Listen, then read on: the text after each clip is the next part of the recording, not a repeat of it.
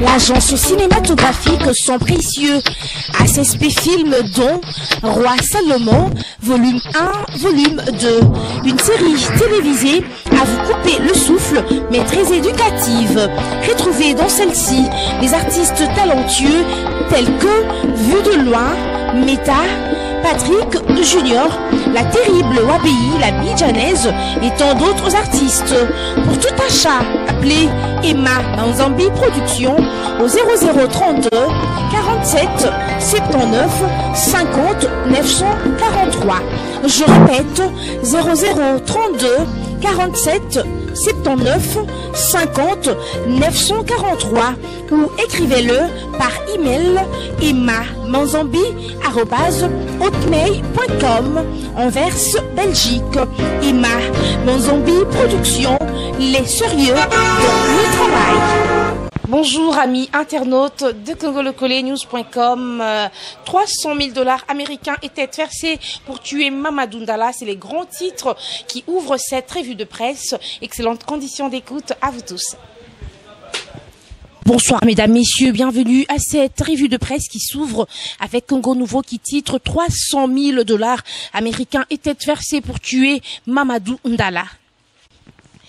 Qui a tué les colonels Mamadou Ndala et pourquoi, s'interroge le journal. Jusqu'à présent et en attendant l'aboutissement des enquêtes initiées à ces sujets, personne n'est à mesure de répondre aujourd'hui avec exactitude à cette question.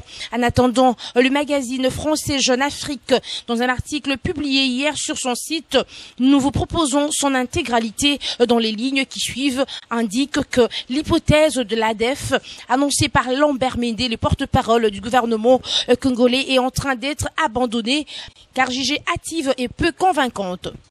Pour maître Omar Kavota, porte-parole de la société civile du Nord Kivu, il faut chercher les auteurs de l'attentat ailleurs, au sein des FARDC, voire au-delà. Par ailleurs, un certain lieutenant Kelvin, chef des services de renseignement militaire à Béni, arrêté le 8 janvier dans la matinée, à en croire une source militaire sur place, rapporte Jeune Afrique, aurait déclaré avoir des informations sur les personnes qui ont planifié l'assassinat de Mamadou Ndala, ainsi que sur la provenance de 300 000 $ qui auraient été versés pour motiver certains soldats à exécuter ce plan, une piste que les enquêteurs prendraient très au sérieux, souligne notre source. Toujours en politique, la référence plus écrit, les gouvernements démontent des rumeurs, des coups de feu à Kinshasa. Pas un seul coup de feu n'a retenti à Kinshasa depuis mercredi 8 janvier, a affirmé le porte-parole du gouvernement Lambert Mende ce jeudi après-midi.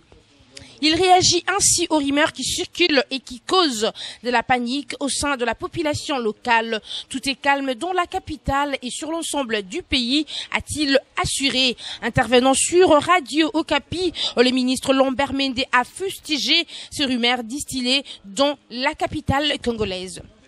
En fait, une autre forme de la guerre que nous font les ennemis de la paix chez nous. Avec un téléphone et d'autres ressources, des nouvelles technologies de l'information, on essaie de répandre des faux bruits dans l'opinion pour terroriser la population. Créer la psychose comme si on était mécontent que les Congos vivent en paix, a-t-il déclaré.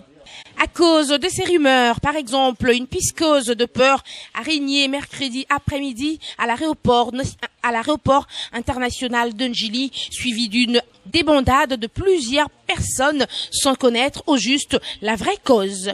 Contacté ce jeudi par Radio Okapi, les commandants de cet aéroport, Georges Tabora Afata, a assuré qu'il ne s'était rien passé, appelant la population à vaquer librement à ses occupations. Revenons sur Congo Nouveau pour boucler complètement cette revue de presse avec ce titre. Le Sénat juge acceptable le projet de loi sur l'amnistie. Madame Wivine Mumba, ministre de la Justice et garde de Sceaux, a répondu hier jeudi 9 janvier 2014 aux préoccupations des sénateurs sur les projets de loi sur l'amnistie. C'était au cours d'une séance plénière sous la direction du président du Sénat, Léon Kengo Wadondo, que les sénateurs ont jugé acceptable le projet de loi portant amnistie après les explications fournies par Madame Wivine Mumba, ministre de la Justice et garde des Sceaux. Les sénateurs ont envoyé les textes acceptés à la commission Page pour toilettage. C'est pourquoi le président du Sénat, Léon Kengowa Dondo, a insisté pour que cette loi soit bien ficelée, pour qu'elle puisse s'appliquer à tout le monde en vue d'assurer la cohésion nationale. Il est question d'aérer l'espace sociopolitique congolais en amnistiant les détenus tout en demandant aux institutions législatives de fixer les cadres et les modalités de cette amnistie. Ce à quoi s'attelle déjà notamment le Sénat qui débat chaudement avant de décider sur le choix d'une amnistie sélective que propose le gouvernement par le truchement du ministère de la Justice et des Droits humains. Elle a répondu aux questions des représentants de province qui, selon les uns, et que les Congolais qui ont trahi devraient affronter la justice. Pour les partisans de cette thèse, pour garantir la paix durable à l'Est, l'affronter sur un autre angle. Notamment, selon le sénateur Moussendou, nous devons, en changeant la question de nos matières premières à l'Est, dont les multinationales bénéficiaires sont identifiables. Pour d'autres sénateurs, l'amnistie est une d'apaisement à l'issue d'un conflit et le Congo doit prendre ses responsabilités, faire des concessions. Ainsi, pour le président du Sénat, dans sa conclusion, amnistie vient pour apaiser. Pour lui, on recourt à l'amnistie parce que nous voulons réunir les conditions de paix pour permettre la reconstruction du pays. C'est tout pour cette revue de presse. Merci. C'en est fini pour cette revue de presse. Retrouvez-moi demain pour le compte du même programme. Sans doute, portez-vous bien. D'ici là, merci.